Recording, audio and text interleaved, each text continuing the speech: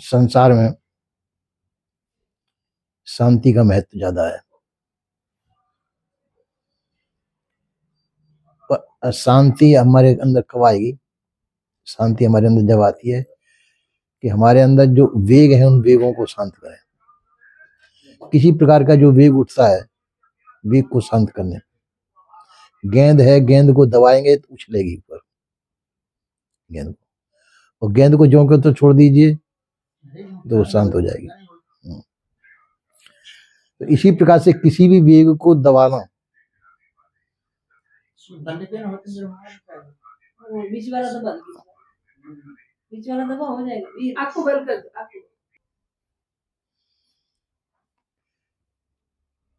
शरीर के अंदर विभिन्न प्रकार के वेग उठते रहते हैं। वेगों को कुरेदेंगे देंगे, वेग उठेंगे। जैसे अपन अभी बैठे हैं, अपनी चित्तवृत्ति चारों ओर फैली हुई है, तो हम उसकी तरफ ध्यान नहीं दे रहे हैं। अब मान लो हम ध्यान यहाँ पे देने लग जाए तो थोड़ी देर में यहाँ कुछ हलचल होने लग जाएगी शरीर में। चित्तवृत्तियों को, बहिर्मुख चित्तवृत्तियों को एक जगह केंद्रित कर दें तो वहां कुछ न कुछ महसूस होने लग जाएगा। क्योंकि जब चित्तवृत्तियां फैली हुई होती हैं संसार में तो हमारा ध्यान उधर की तरफ होता है, चित्तवृत्तियों की तरफ। और जब उन चित्तवृत्तियों को बाहर से हटा करके जब किसी केंद्र पे केंद्रित कर दिया जाए तो वहां वो महसूस होने लग जाता है। तो इसी प्रकार से चित्तवृत्ति को जब यहाँ केंद्रित कर दें, किसी भी स्थान पे केंद्रित कर देते हैं, तो वहां कुछ हलचल महसूस होने लगती है। तो इसी प्रकार से योगी लोग भी जो उन चित्तवृत्तियों को एक जगह केंद्रित करते हैं, यहाँ पे केंद्रित कर देते हैं तुकड़ी पर, तो यहाँ कुछ हलचल महसूस होने लग जाती है। कुछ दिन बाद जा करके केंद्र वो उसके तत्वों के प्रकाश दिखाई देने लग जाते हैं। लाल, पीला, हरा आदि ये रंग दिखाई देने लगता है। पहले अंधकार दिखाई देता है, फिर नाना प्रकार के प्रकाश दिखाई देने लग जाते हैं। उनको वो लोग अपनी योग साधना समझते हैं। है कोई तत्वों के प्रकाश है, वो हर शरीर में होते हैं, पर वो उसको साधना समझते हैं और उसमें अपना उसी को वो भजन समझते हैं। कानों पे केंद्रित कर देते तो उसमें अनंत नाद सुनाई देने लग जाते हैं। अनंत नाद 10 प्रकार के होते हैं, 10 प्रकार के नाद सुनाई देते हैं। तो उनको भी वो साधना मानते हैं, ये भी साधना हमारी। तो वो साधना नहीं, वो तो हमारे शरीर में, सबके शरीर में हो ही रहे हैं, पर हमारी वृत्ति बहिर्मुख है इसलिए वो तो सुनाई नहीं देते। जब उन वृत्तियों को अंतर्मुख करते हैं तो वो हमको ध्वनियां सुनाई देने लगती है अंदर की, जिसको 10 नाद कहते हैं। पर उसमें भी ध्यान देने से क्या फायदा? कुछ नहीं। पर बहिर्मुख वृत्तियां जो फैली हुई हैं, उन वृत्तियों को वहां केंद्रित करते हैं, वह चीज दिखाई देने लग जाती है। तो तत्वों के प्रकाश, अनहद नाद आदि दिखाई वो करना, यानी उन वृत्तियों उस जगह पे अपने ध्यान को केंद्रित करना होता है। इसी प्रकार से किसी दीवार पे बिंदु लगा देते हैं इस तरह से, उससे अपन ध्यान केंद्रित कर दें, उस जगह नाना प्रकार की हलचल दिखाई देने लग जाती, दीवार के ऊपर ही हलचल दिखाई देने लगेगी। तो वो दृष्टि के द्वारा दिखाई देगी। तो इसी प्रकार से वृत्तियों को जहां पे भी हम केंद्रित करें वहां हलचल होने दिखाई देने लग जाती है। अब इन वृत्तियों को हम शांत कर दें तो वो हलचल बंद हो जाती है। जो हमारी जो बहिर्मुख जो फैली हुई जो ऊर्जा है, उस ऊर्जा को हम शांत कर देते हैं तो हलचल हमारी शांत हो जाती है। वहां साधना का क्रम चालू हो जाता है। अपनी सभी हलचलों को शांत कर दें तो वहां साधना का क्रम चालू हो जाता है, शांत वृत्तियों में। तो वृत्तियां जहां जहां लगाएंगे वृत्तियों को, वहां वहां की हलचल मालूम पड़ेगी। उन केंद्र बिंदुओं को हम सिमट दें, मिटा दें, तो सभी शांत होने चालू हो जाते हैं, हमारा अंतःकरण शांत होने लगता है। तो वो अंतर्मुख वृत्तियां हो जाती हैं। बहिर्मुख जो वृत्तियां फैली हुई हैं वो वृत्तियां हमारी अंतर्मुख होने चालू हो जाती है। अंतर्मुख वृत्तियां जो है हमारे अंदर की खोज करती है। सोचते सोचते स्थूल सूक्ष्म शरीर आदि हैं, इनको खोज करते, फिर धीरे धीरे सब वृत्तियों को हटा करके हम उन वृत्तियों को अपने आप में शांत कर देते हैं। तो जिस समय हम अपने आप में शांत कर देते हैं, हम अपने आप में आ जाते हैं, वृत्तियां मिट जाती हैं। जो वृत्ति हमारी जो फैली हुई वृत्तियां हैं, चित्त बुद्धि मन अहंकार आदि वृत्तियां ये बिल्कुल शांत होना चालू कर दे, हम अपने आप में स्थिर हो जाते हैं। तो जैसे जैसे हम अपने आप में स्थिर होने ले जाते हैं तो हम स्वतंत्र होते जाते हैं। और बहिर्मुखी वृत्तियां होती हैं तो हम संसार के बंधन में आ जाते हैं, संसार में आ जाते हैं। उन वृत्तियों को समेट के अपने आप में सीमित कर दें, अपने आप में शांत हो जाते हैं। तो उस समय जैसे जैसे हम वृत्तियों को शांत करते जाते हैं तो हम स्वतंत्र होते जाते हैं। संसारोन्मुखी वृत्तियों में संसार के पराधीन हो जाते हैं, संसारोन्मुखी वृत्ति होती है तो पराधीन होना चालू होते हैं। जब संसार से समेट कर वृत्तियों को अपने आप में केंद्रित करते हैं, स्वतंत्र करते जाते हैं, तो बंधन टूटते जाते हैं और हम स्वतंत्र होते चले जाते हैं। तो इसी प्रकार से संसार में लगी हुई वृत्तियां हमको पराधीन बनाती हैं और संसार से उपराम होने पर हमको वह वृत्तियां हमको स्वतंत्र बनाती है। वृत्तियां हमको पराधीनता और स्वतंत्रता बनाती हैं। तो वृत्तियों की रचना करना अपना ही काम है, चित्त वृत्तियां। तो चित्त की वृत्तियों को संसार में लगाते जाओ, हम बंधन में बनते जाओ। कितनी भी लगाओ, आप बैठे बैठे कल्पना करते जाइए, तो कल्पना करते जाइए, कोई भी मन में कहानी रचते जाओ, तो उन कहानियों में लगते चले जाएंगे। बहुत इतना वजन बढ़ जाएगा कि उनको समेटना मुश्किल पड़ेगा चित्त की वृत्तियों को। उनको उन विचारों को मिटा दो, विचारों को मिटाते बिल्कुल मिटा दे तो आप हल्के हो जाएंगे। और विचारों को सोचने लगे तो एक विचार खत्म होगा, फिर दूसरे विचार आ जाएंगे, दूसरे विचार खत्म होगा, तीसरा विचार आ जाएगा, विचारों में पूरा समय निकल ही जाएगा। तो विचार बनाना आपका काम है और विचारों का मिटाना भी आपका काम है। ये तो किस प्रकार से जैसे मकड़ी जाल बनाती है वो उसका काम है, मकड़ी का जाल को मिटाना भी उसका काम है। इसी प्रकार से विचारों को मिटाना, विचारों को बनाना, ये हमारा ही काम होता है। हम विचारों को बनाते जाएंगे, हम खुद ही विचारों में फंसते चले जाएंगे, उन विचारों से निकलना चाहिए। तो इसी प्रकार से नाना प्रकार की योगिक क्रियाएं उनके द्वारा की है कि विचारों को मिटाओ, चित्त की वृत्तियों को समेटना। जो हमारा फैलाया हुआ जाल है, हमारे द्वारा बनाया, उन वृत्तियों को समेटा, पर वो हमको कठिन पड़ता है। उन वृत्तियों को फंसाने में हमको अच्छा लगता है। जैसे थोड़ी देर के लिए हम बैठे हुए, हमने कल्पना की कि भाई चलो 10 भैंसे ले आते हैं, हमारे पास 10 भैंसे आ गए, किसी ने दान दे दी या किसी प्रकार से आ गई हमारी वृत्तियों से। अब 10 भैंसों को करना क्या है, एक भैंस को माँ बांधेंगे, एक भैंस को माँ बांधेंगे, एक भैंस को माँ बांधेंगे, वो इतना इतना दूध देंगी, इतने इतने दूध की हम बिक्री करेंगे, तो दूध की बिक्री करेंगे, फिर उससे हमारा धन आएगा। देखो वृत्तियां बन रही है, अपना भी वृत्तियां बन रही हैं, उन वृत्तियों में हम अपने आप को फंसा रहे हैं। है कुछ नहीं वहां पे, न भैंस है, न दूध है, न कुछ है, न, पर हम वो मानसिक कल्पना कर रहे हैं। और मानसिक कल्पना करते करते वो रचना चालू हो जाती है। तो वो दूध आएगा, दूध से ये होगा, फिर हम अच्छा मकान बनाएंगे, फिर ऐसा होगा, फिर वैसा होगा। कल्पना करते जाओ, कल्पना करते करते करते करते ढेर सारी पहाड़ की पहाड़ कल्पना बन जाएगी। उन कल्पनाओं के जाल से कद अब लगेंगी अच्छी, वो कल्पना अच्छी लगेंगी, पर वो है क्या, कुछ नहीं। कल्पना, अब कहोगे हमने भैंस लाई, भैंस कहाँ है, भैंस कहीं है क्या, खाली मानसिक कल्पना ही तो है। कल्पना की भैंस बना के कल्पना के दूध आया, कल्पना ही से। तो कल्पना काल्पनिक भैंस है, काल्पनिक कल्पना, तो उस कल्पना को द्वारा हम जो है संसार की रचना करते हैं। संसार के नाना प्रकार के भारों को हम काल्पनिक रूप से लेते हैं। अब उन कल्पनाओं को मिटा दें तो शांति आ जाएगी। तो अभी कल्पनाओं को बढ़ा रहे हैं, तो भैंसों की कल्पना की गई, उसके दूध की कल्पना की गई, उससे आमदनी की कल्पना की गई, धन की कल्पना की गई, नाना प्रकार की उनके द्वारा जितनी रचना होती है रचना की। और उस कल्पना के बाद रस हमारे को अच्छी लग रही है वो कल्पना, पर वो कल्पना वो है क्या कुछ, खाली मानसिक कल्पना ही मात्र तो है कुछ नहीं उसमें। वो खाली एक मस्तिष्क का वजन बढ़ गया, मस्तिष्क की वजन बढ़ गया। उनको मिटाना चाहे मिटा तो कुछ नहीं है वहां पे, तो वो भार जो मस्तिष्क का भार मिट गया। तो इसी प्रकार से हम उसमें रस लेते हैं, जो मस्तिष्क का भार होता है, कल्पनाओं के अंदर हम रस लेने लग जाते हैं और कल्पनाओं का रस हमको दबा देता है। मानसिक वृत्तियां, ये वृत्तियां बन गई काल्पनिक, उन वृत्तियों में हम दब जाते हैं। उन वृत्ति और उनमें बैठे रहिए, आपको अच्छा लगेगा वृत्तियों में से, पर उन वृत्तियों को मिटा दें हम, तो मिटाते मिटाते मिटाते सब वृत्तियां मिट गई, आप खुले हो गए, बिल्कुल फ्री हो गए। तो खुला होना भी आपका ही काम है, वृत्तियों को मिटाना, वृत्तियों का बंधन बनाना तुम्हारा ही काम है, और वृत्तियों को मिटा दे के स्वतंत्र होना वो भी तुम्हारा ही काम है।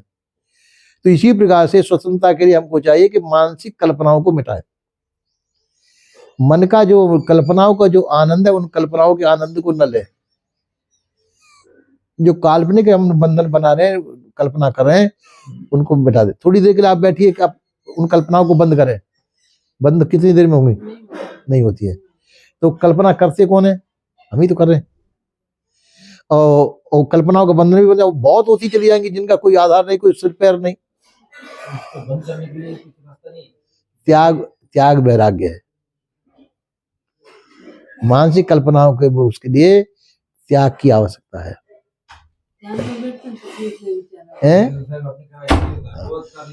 बहुत तो विवेक वैराग के द्वारा उन कल्पनाओं को मिटा सकते हो। विवेक वैराग के द्वारा, बिना क्यों वैराग के द्वारा कल्पना बढ़ती है। अब जैसे मन में आई कि हम 10 भैंस खरीद के लाए, ये हमारे अंदर वृत्तियां बनी, ये 10 भैंस खरीद के लाए। हाँ, एक भैंस 15-15 किलो दूध दे रही है। अब ये कल्पना उठी, वो भैंस हम कैसे खरीद के लाए? हाँ बेटा,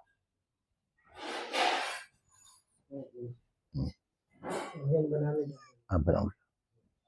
वो दाल भिगोई होगी, उसको पीस करके वो बड़ी बनानी। बाबरी तू जा लाला, बाबरी बनवा जा। वो आया ना,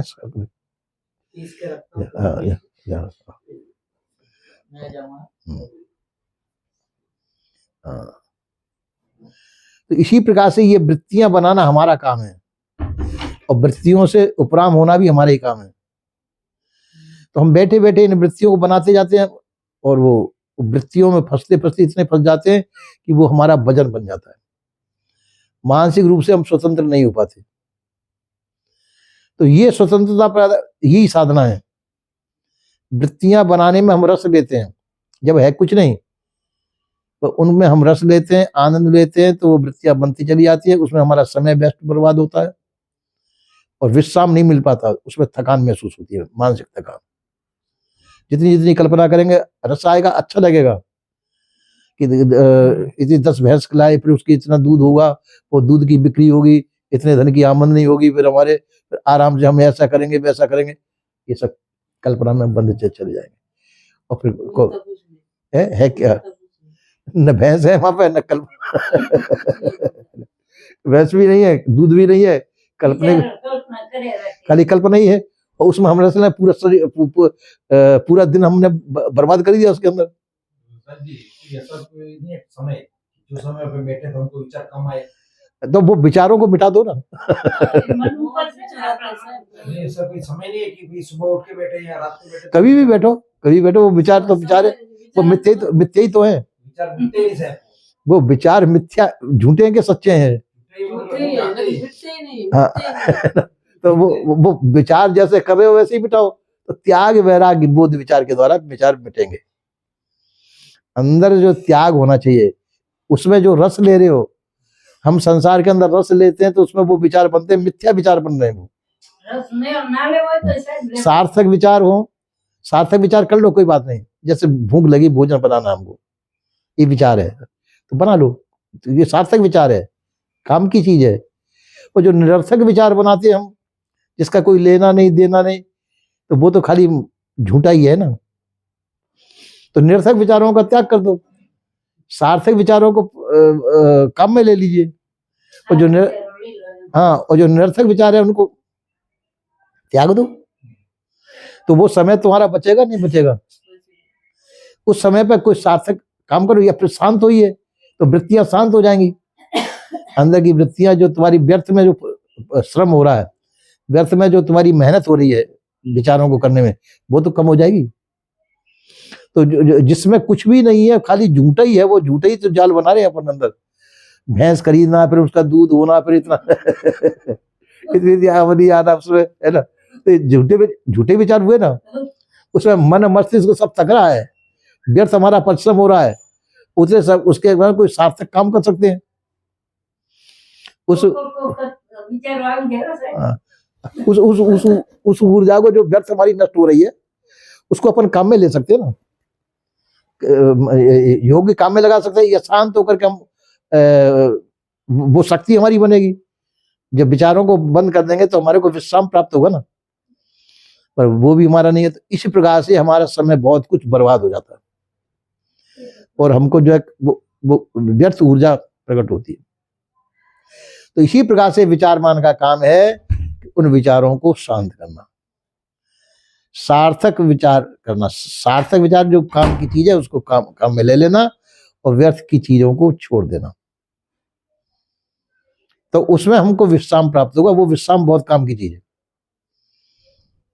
वो झूठे विचार करने से वो बिल्कुल शांत होकर बैठ जाओ, कुछ न करो, वो बहुत काम की चीज है। वाक्य संयम, विचार संयम, तो उससे हम जो आराम से बैठ सके, वो निरर्थक विचार हमारे मिट जाएंगे, उस श्रम से बचेंगे। जो काम की चीज है तो काम में ले लो। कहते हैं कि एक ने जो है भूत सिद्ध कर लिया, तो किसी बाबा जी ने भूत को सिद्ध कर लिया, तो भूत ने कहा कि मेरे को काम चाहिए हर समय, और नहीं, जब काम नहीं हुआ तो मैं तेरे को मार दूंगा। तो कहा कि अच्छा ठीक है। तो आया तो भूत तो जल्दी काम कर देता था कि फलाना काम करना है तो फट ला के रहता, मेरे को बम्बई से वो फलानी चीज चाहिए, फलानी चीज चाहिए, फलानी चीज चाहिए, ला के फट दे देता था। फिर वो सोचना पड़ता था अब आगे का काम क्या बताऊं। ऐसा सोच के बहुत दुबला हो गया वो बाबा जी। किसी ने कहा कि जो है महात्मा जी क्यों थक गया, कि भाई ऐसा है कि भूत पीछे पड़ गया है, उसको काम सोचना पड़ता है मेरे को, और काम सोचा वो भूत जो जल्दी काम करके ला देता है, और फिर सोचना चाहिए, नहीं तो वो मार देगा मेरे को। तो ऐसा करेगा, काम हो तो जब तक काम करवा लो उससे, और काम ना हो तो कह दो कि इस पेड़ एक बांस बांध लो आंगन में, ओके, इस बांस पे चढ़ो और उतर, ये काम है मेरा। काम खत्म ही नहीं होगा। वो कहते तुमको विश्राम मिल जाएगा ना, उस भूत को बता दो इस बांस पे चढ़ो और उतरो, बस यही मेरा काम है, और तुम विश्राम मिल जाएगा। जब काम हुआ, जब काम बता दिया, काम करके ला देगा वो। तो उसने कहा कि भूत को कि भाई एक लंबा सा बांस लाओ, इसको गाड़ो इसमें, तो क्या एक आधा है, अब इस पर चढ़ो और उतरो, यही मेरा काम है। भूत ने कहा कि भैया तेरा काम हो जब मेरे को बता दिया कर, बुला दिया कर। ये व्यर्थ काम मेरे से क्यों करा रहा है, थक गया भूत करते कर। तो इसी प्रकार से मन भी भूत ही है ना, मन भी ऐसा ही है, भूत है। तो उससे कह बस यही भूत यही है कि तू बस शांत होकर बैठ जा, जब मेरे को जरूरत होगी, जब तेरे का काम तेरे को प्रयोग कर लूंगा, और वैसे तू जब तक शांत होकर बैठा रहे। तो इस प्रकार से करें तो हमको मानसिक शांति प्राप्त होगी। और मानसिक अशांति क्यों हमारे द्वारा ही बनाई जाती है? मानसिक अशांति हम स्वयं उसमें रस लेते हैं, मानसिक कल्पनाओं के अंदर, और उसमें हमारी ऊर्जा खत्म होती है, हमारी ऊर्जा व्यर्थ ऊर्जा खत्म होती है। तो व्यर्थ ऊर्जा खत्म नहीं हो, वो संयमित रहे, उसके लिए हमको शांत रहना जरूरी है। शांति कब मिलेगी? उन विचारों से शांति करें, व्यर्थ विचारों को शांत कर दें, जिनकी कोई आवश्यकता नहीं। व्यर्थ विचार, जैसे मानसिक रूप से हमने भैंसों की कल्पना की, भैंस आ गई, भैंसों से कोई मतलब नहीं, काल्पनिक है भैंस, उनसे हमको क्या मिलने वाला? उनका दूध होगा वो भी काल्पनिक है, पैसा आएगा वो भी काल्पनिक है, आया ना गया, फालतू और समय हमने पूरा दिन गंवा दिया उस मानसिक कल्पना में। तो इसी प्रकार से सभी लोग ऐसा कर रहे हैं, जब कुछ काम नहीं हुआ तो अपने बैठ जाते हैं, इन विचारों में खो जाते हैं। अब उन विचारों को रोक दें तो वो मानसिक शक्ति तुम्हारे पास बनेगी, तुम्हारा संयम होगा, सब कुछ वो होगा, और तुम्हारे को शांति प्राप्त होगी। पर हम शांति से उस अशांति को ज्यादा पसंद करते हैं, शांति से अशांति को ज्यादा पसंद करते हैं, इसलिए जो है हम शांत नहीं हो पाते। तो साधना क्या है? हर चीज की साधना करनी चाहिए, खाने की साधना, पीने की साधना, बैठने की साधना, सोने की साधना, यानी संयमित काम को करना, आवश्यकता के अनुसार कार्य को परिणाम देना। आवश्यकता की पूर्ति कर दो और अनावश्यक इच्छाओं की निवृत्ति कर दो। तो आवश्यकताओं की पूर्ति, अनावश्यक इच्छाओं की निवृत्ति, तो ऐसा करने से जो है हम हर चीज का सदुपयोग, तो हर चीज का सदुपयोग करना सीखे, और सदुपयोग करने से जो हर चीज के सदुपयोग हो जाएगा, तो हम जो है व्यर्थ व्यर्थ चिंतन, इसको तो व्यर्थ चिंतन को त्याग देना चाहिए और सार्थक चिंतनों की पूर्ति कर देनी चाहिए। व्यर्थ चिंतनों का त्याग, व्यर्थ वार्ता का त्याग, व्यर्थ वार्तालाप होना लड़ाई पैदा कोई ये व्यर्थ ही तो था, क्या था ये? वो 2 दिन पहले की बात अभी आई और उसकी कोई आवश्यकता नहीं, वो तो निकल गया समय, तो सब उस टाइम पे खत्म हो गया। हाँ, तो फिर दोबारा आके फिर खड़ा हो गया, तो फिर इसमें सब लड़ पड़े सब। हाँ, तो व्यर्थ प्रयत्न, इसको व्यर्थ प्रयत्न कहते हैं। व्यर्थ प्रयत्नों का त्याग कर दिया जाए, जिसकी कोई आवश्यकता नहीं है उसको। अब नया हो गया, वो हलचल हो गई अंदर। अब ये हलचल जो है, ये वेग जो है, आगे पीछे हमको अशांत ही करेंगे। वो तो करेंगे, उनको बुरा लगता है तो उनका मन में होगा ही। हाँ, होगा। हाँ, तो इसलिए व्यर्थ चिंतन का त्याग करना चाहिए। व्यर्थ वार्ता, व्यर्थ चिंतन, ये सोच विचार जो होते हैं व्यर्थ चिंतन, इनको त्याग दें हम। व्यर्थ वार्ता में जो बातचीत है, जो आसार्थक वार्ता करें, आवश्यकता हो वही बातचीत करें, आवश्यकता नहीं तो उस वार्ता को त्याग देना चाहिए।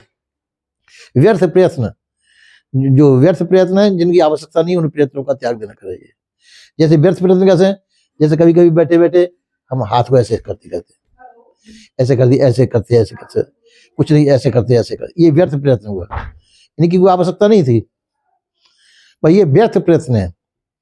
तो इन्हें व्यर्थ प्रयत्नों का हम त्याग कर दें, व्यर्थ वार्ता का त्याग कर दें, व्यर्थ सोच, सभी प्रकार के ये व्यर्थ प्रयत्नों का त्याग करते हमको शांति आ जाएगी। तो सार्थक चिंतन करें, चिंतन भी वही करें जो सार्थक हो, जिसकी आवश्यकता हो वह चिंतन करें। इन चिंतनों का कोई मतलब नहीं कि हम 10 भैंस खरीद के लाए, उनका दूध होगा, ये होगा, वो होगा, है कुछ नहीं। तो ऐसे चिंतनों का त्याग कर दे, है ना। जो वास्तविक आवश्यकता है,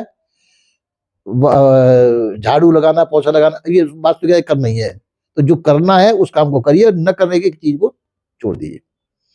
तो उससे कम से कम हमको विश्राम प्राप्त होगा। तो अनावश्यक कार्यों का हमने त्याग कर दिया और करने योग्य कार्यों की पूर्ति कर दी। करने योग्य कार्य जो सार्थक है, आवश्यकता उनकी नहीं, उनको अभी त्याग कर दोगे तो खाएंगे पिएंगे क्या। अब भोजन बनाना, झाड़ू लगाना, पोछा, ये सार्थक चिंतन है, इनकी पूर्ति कर दो, और जगह उनका पूर्ति कर दो। वो अनावश्यक जो चिंतन है, जिनकी कोई आवश्यकता नहीं, उनको त्याग कर दो। तो इतने देर के लिए आपको शांति मिलेगी। उस शांति में आप अपना भजन कर सकते हैं। भजन का मतलब यही है कि व्यर्थ चिंतनों का त्याग और सार्थक चिंतन की पूर्ति करना, आवश्यकता की पूर्ति करना और अनावश्यकता की को त्याग करना। तो आपके मन मस्तिष्क को शांति प्राप्त होगी, आप सजग और सावधान रहेंगे, क्योंकि हर समय आप युद्ध में लड़ने के लिए तैयार हैं। है ना। मानसिक युद्ध, ये जो हमारे अंदर जो मानसिक युद्ध चल रहा है, इस मानसिक युद्ध से हम तैयार लड़ने के लिए। और यदि इन मानसिक युद्ध में उलझे रहेंगे, मन के अंदर कल्पना उठती रहेंगी, हजारों कल्पना उठेंगी सुबह से शाम लेकर के, और में उलझे रहेंगे, तो हम बाहर कुछ काम नहीं कर पाएंगे, उलझे हुए पड़े हुए हैं मानसिक कल्पनाओं के अंदर। इसलिए मानसिक, तो व्यर्थ चिंतनों का काम, व्यर्थ कोई भी चीज हो, व्यर्थ चीज को त्याग कर देना चाहिए और काम की चीज को पूर्ति कर दो। उसको कहते हैं आवश्यकता, आवश्यकता की पूर्ति कर लो और अनावश्यकता को त्याग कर दो, तो आपको बीच में विश्राम प्राप्त होगा। विश्राम मतलब आराम ही तो मिलेगा तुमको। व्यर्थ चिंतन, व्यर्थ काम को छोड़ दो और आवश्यक कार्यों को पूर्ति कर दो और बीच में विश्राम करो, उसमें भजन, वो भजन हो जाएगा तुम्हारा। उसी को भजन कहते हैं, अनावश्यकता का त्याग और वास्तविकता को कम करो। तो ऐसा करने से व्यक्ति वह योगी बन जाता है। जो योग कहते हैं उसे योग चित्त वृत्ति निरोध है। योग का मतलब ये चित्त वृत्तियों का निरोध होना। चित्त की जो वृत्तियां हैं, ये कल्पना, ये कर लूंगे, वो कर लूंगे, है कुछ नहीं, और व्यर्थ की चिंतन जो हमारे उठ रहे हैं, इन व्यर्थ चिंतनों का त्याग करना और सार्थक चिंतनों की पूर्ति कर देना, व्यर्थ चिंतन का त्याग करना, ये योग का विषय आ गया। योग चित्त वृत्ति निरोध है, चित्त की वृत्तियों का निरोध होना, रुक जाना, चित्त की वृत्तियों का निरोध होना, ये जो है योग का विषय आ गया। और योग काम की चीज हो गया। तो इस योग को तो हम करते नहीं, हम वो बैठ जाते हैं, प्राणायाम करते हैं, ये करते हैं, ठीक है, आवश्यक है, सही स्वास्थ्य के लिए लाभ है, ठीक है, अच्छा है, करो उसको, पर उसको भी तो करो, व्यर्थ चिंतनों का त्याग करें, व्यर्थ चिंतनों का त्याग करके और आवश्यकता की पूर्ति कर दें। हमारा बहुत व्यर्थ जो समय जा रहा है ये हमारा रुक जाएगा और वो शक्ति हमको हमारे पास रहेगी। जैसे आपके पास पैसा है और पैसे को आप फेंक रहे हैं ऐसे, तो उस फेंकने से फायदा नहीं। आपके पास पैसा तो पैसा फेंक रहे, इधर फेंक दिया, उधर फेंक दिया, इधर फेंक दिया, इधर फेंक दिया, चारों फेंका रहे, पैसा रखा है, वो व्यर्थ खर्च हुआ। अब उसी पैसे को आवश्यकता की जगह पे खर्च करें, बाकी पैसे को रखें, वो कहीं जा तो नहीं जाए, आपके पास है, वो पड़ा रहेगा, और जो व्यर्थ जो पैसा चारों ओर से फैला रहे वो बचेगा।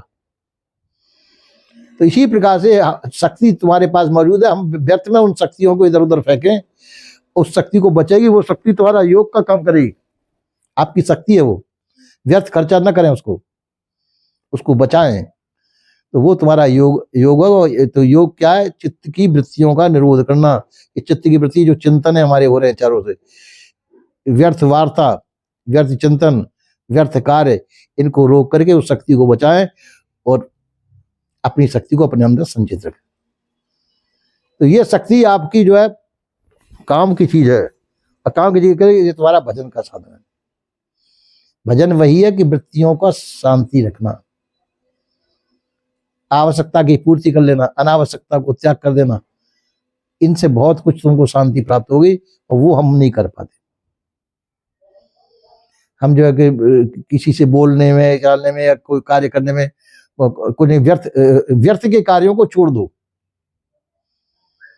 और आवश्यक कार्य उनको पूर्ति कर दो, बस इसी को साधना कहते हैं। और वह साधना हम नहीं करते, और साधना के नाम पे असाधनता को हम जगह देते हैं, असाधनता को जगह। जैसे थोड़ी देर के लिए साधना के नाम पे हम बैठ गए, माला लेकर के बैठ गए, माला घुमा रहे हैं, हरे राम राम राम हरे हरे, हरे कृष्ण कृष्ण कृष्ण हरे हरे, ये मंत्र का जाप करने लगा। तो हाँ, किया तो क्यों हमने? मन को रोकने के लिए। मन हमारा इधर उधर भटकता है, उस मन को रोकने के लिए हमने ये व्यर्थ चेष्टा की। मन जो इधर उधर भटक रहा था, हाँ, क्या हो रहा?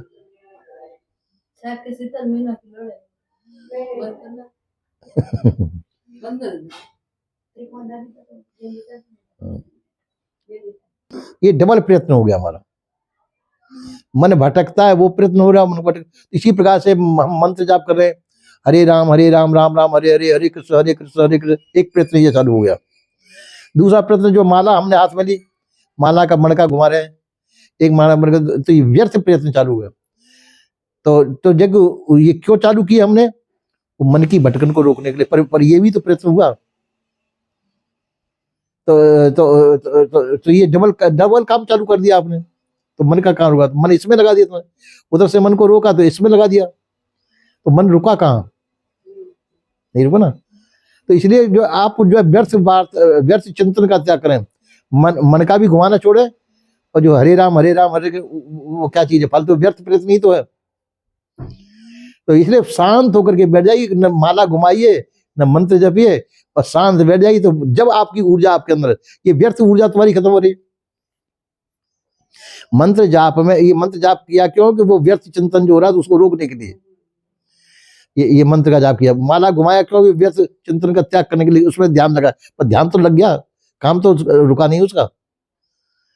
तो काम कब रुका? उसके कार्य को बंद करें, न मंत्र जाप करें और न माला घुमाएं, बिल्कुल शांत होकर के बैठ, अपनी ऊर्जा को अपने आप में शांत रखें, व्यर्थ ऊर्जा खत्म न करें, अपनी ऊर्जा को व्यर्थ बर्बाद न करें।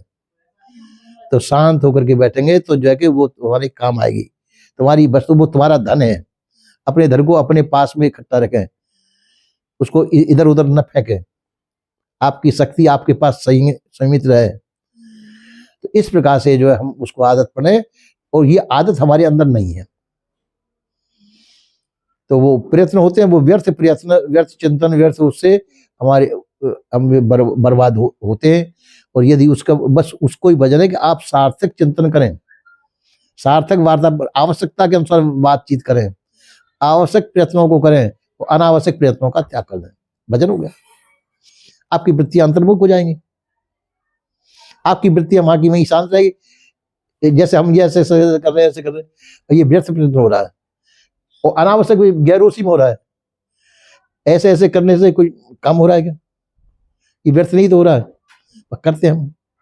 कोई हाँ, कोई हाथों को ऐसे ऐसे करते रहते, कोई काम नहीं। क्या खुजली बदली तो खुजा लो, कोई बात नहीं। चलता ही रहता है ना? परवाजी के बिना प्रयत्न के हम ऐसा ऐसा करते रहे, ऐसा करते रहे, कोई काम कीजिए नहीं। इसको ऐसे ऐसे कर रहे, इससे क्या काम हो रहा है? कुछ नहीं। तो इन्हें व्यर्थ प्रयत्नों का त्याग कर दें। सार्थक प्रयत्न क्या है? आवश्यकता है, इसको उठाने की जरूरत है, फोन लगा के सुनने की चीज, ये आवश्यकता के अनुसार हमने फोन किया। और हाँ, अब व्यर्थ का ये कि ऐसे ऐसे ये व्यर्थ प्रयत्न हो गया। तो आवश्यकता की पूर्ति कर दो, फोन करने की जरूरत है, फोन कर लो। जब फोन पूरा हो गया तो फिर इसको उठा के रख दो। तो आवश्यकता की पूर्ति हो, अनावश्यकता की त्याग हो, तो हमारे अंदर संयम आ जाएगा।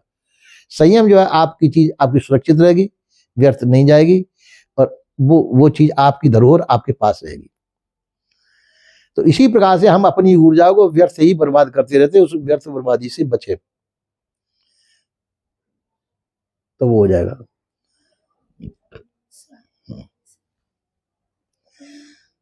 तो व्यर्थ चेष्टा जो हमारी होती है, व्यर्थ चेष्टा का त्याग करना जरूरी होता है। व्यर्थ चिंतन, व्यर्थ चेष्टा का त्याग करते हम संयमित हो जाएंगे, अपने आप में शांत हो जाएंगे। आपका धन आपके अंदर सुरक्षित है। और यदि हम उसको लुटाएंगे, इसे ऐसे फेंकेंगे, तो हमारी ऊर्जा व्यर्थ बर्बाद हो रही है, उससे बचना चाहिए। 4 दिन पहले हमने किसी से कोई बात चाहिए कही है, हो गई उससे नशा हो, फिर उठा अब उसको 4 दिन पहले की बात को अभी उठाएंगे, क्या मतलब उसका? वो तो तब का खत्म हो गया रहता। हाँ, वो पहले हो गया, पहले खर्च कर लिया, फिर बार बार उसी बात को कहे तो व्यर्थ ऊर्जा, कोई मतलब नहीं। तो इसी प्रकार से कि हमको अपनी कोई भी शक्ति है उसको व्यर्थ बर्बाद न होने दें। वचन की शक्ति हो, कर्तव्य की शक्ति हो, कोई भी चेष्टा को हम व्यर्थ बर्बाद न होने दें। संयमित रहें। अति का बोलना भी गलत है और मौन होना भी गलत है। आवश्यकता है बोलने की तो हम मौन बैठे हुए, वो भी किसी काम का नहीं। तो इसी प्रकार से व्यर्थ चेष्टा उसे कहते हैं जिसकी आवश्यकता न हो और उस काम को हम करें, वो व्यर्थ चेष्टा है। तो व्यर्थ चेष्टा का त्याग करके और आवश्यकता की पूर्ति कर लेनी चाहिए। जो आवश्यक है उस काम को करो। ये नहीं कि फिर हमने उसका त्याग करते हम आवश्यकता की ये नहीं करें, हमको कुछ नहीं करना है, रूठ के बैठ जाए, वो भी बेकारी है ना। तो आवश्यकता को अवश्य करो, अनावश्यकता को त्याग करिए, तो आपको शांति प्राप्त होगी। ये संतों का मत है। समझ में आया?